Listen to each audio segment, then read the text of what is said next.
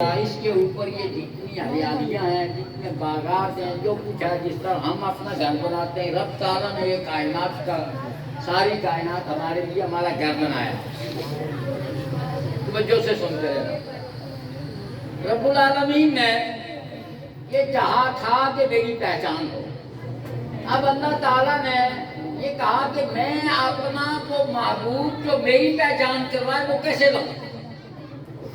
اس کے لیے اسی اماں حوا اور آدم علیہ السلام کی نسبت قائم کی۔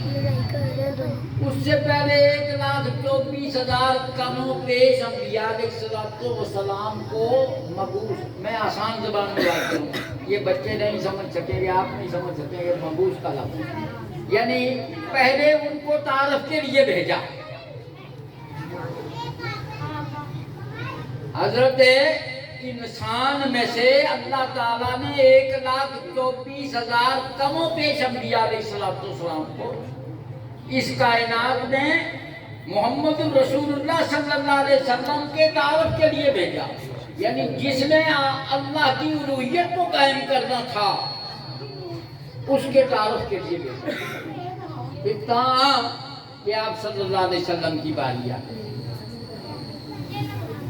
آپ کا جو دین ہے، 1,24,000 انبیاء علیہ السلام کو جو کچھ اللہ نے کتابوں کے صورت میں دیا یا وحی کی صورت میں دیا، وہ سارا کا سارا اس کتاب قرآن مجید میں موجود۔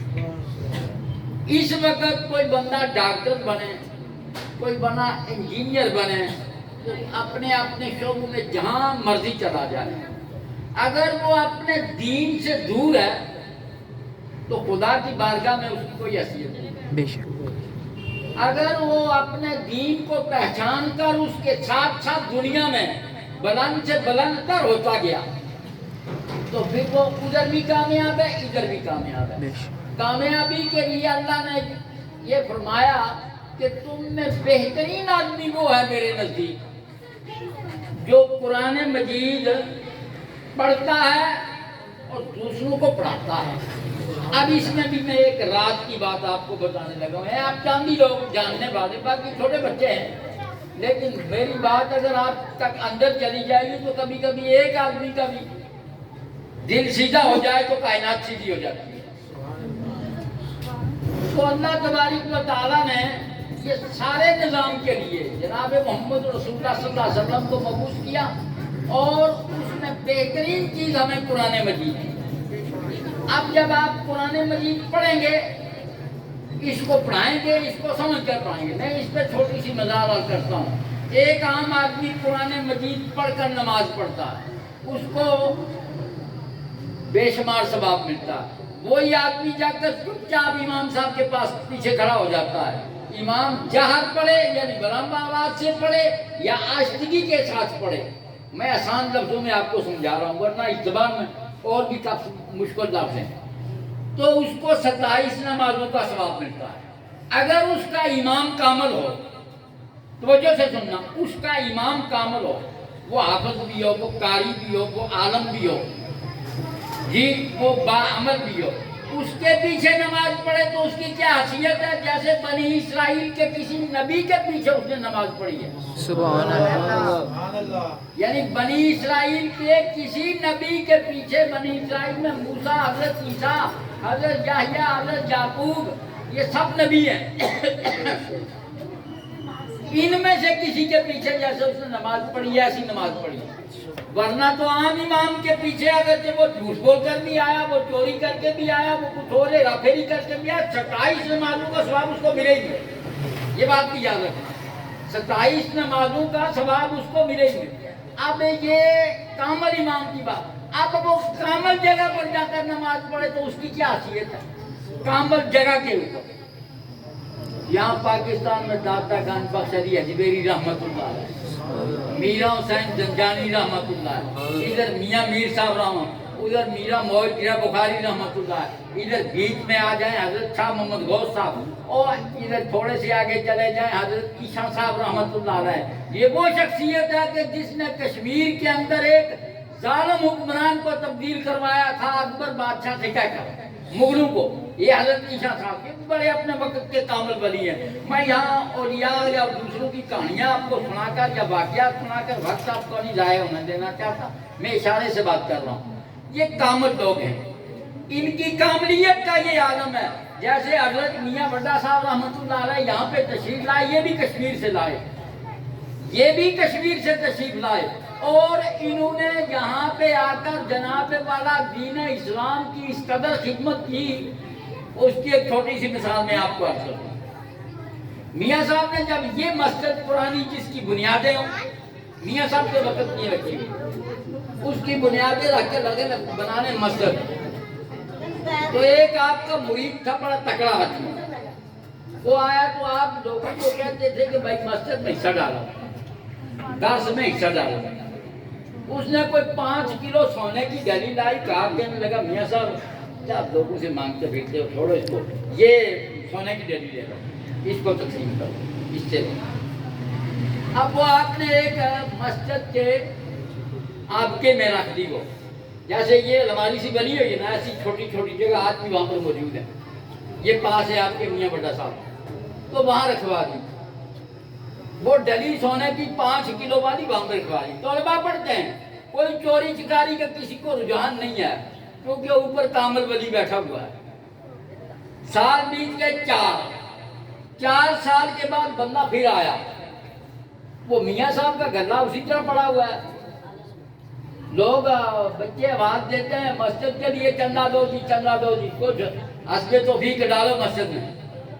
اس کو شیطان اندر آ گیا. کس کو؟ جس نے 5 کلو سونا دیا تھا, اس کے اندر شیطان آ گیا. اس نے کہا دیکھو میاں صاحب کو میں اتنا سونا دے کر گیا تھا, تو وہ سونا خود ہڑپ کر لیا کہیں, اور آپ بھی لوگوں سے مانگتے. یعنی اس کے اندر خیال آ گیا.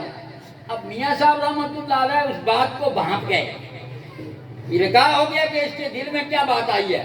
کامل جو ہوتے ہیں وہ باتوں کو پہچان دیتے ہیں. میاں صاحب رحمۃ اللہ علیہ نے یہ فرمایا کہ تو 1 ماہ بعد پھر آنا, تجھ سے کام ہے.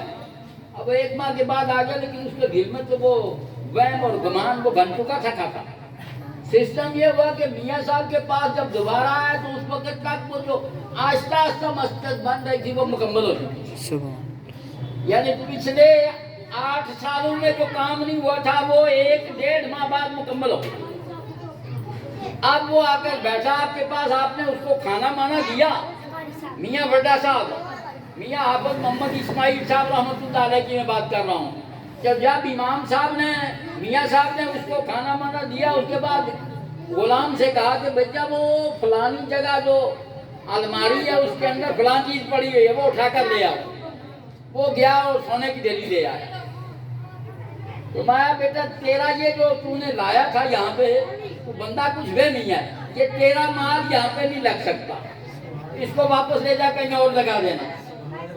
تو یہ دل کی نیت ہوتی ہے, لوگوں کی نیت اپنی اپنی ہوتی ہے, لوگوں کی نیت اپنی اپنی. کوئی بندہ یہ خیال کرے کہ ہم جناب والا یہ مدرسے بنا کر پتہ کو دنیا اکٹھی کریں گے, نہیں. ایسے ہم اپنے جیب سے گرا سے کچھ نہ کچھ لگا کر یہ کام کر رہے ہیں, اپنی گرا سے لگا کر کچھ نہ کچھ یہ کام کر رہے ہیں. آگے کوئی اور دے دے کچھ تو ہم کہتے ہیں کہ اس کا بھی حصہ ڈال جائے, تو اس کا بہت بڑا مقام ہے آخرت میں. ایک بچہ, ایک گناہگار آدمی جو دنیا میں بڑے گناہ کرتا تھا, او میری بہنوں توجہ نہ, میری گل سنو تسی بھی, او بیبیو توجہ نہ سنو. ہاں جی, آپ کو عادت ہوتی ہے باتیں اپنی کرنے کی, لیکن یہ محفل ہے بخشے جانے والوں کی, یہ میلاد کی محفل ہے, یہ رحمت عالم صلی اللہ علیہ وسلم کے دین کی محفل ہے. اس میں باتیں توجہ کے ساتھ سنو.